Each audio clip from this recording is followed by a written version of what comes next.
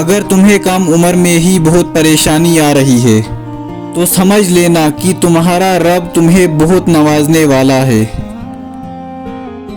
رسول اللہ صلی اللہ علیہ وسلم نے فرمایا، رات کو اس وقت نماز پڑھو جب لوگ سو رہے ہوں، تم لوگ سلامتی کے ساتھ جنت میں داخل ہوگے۔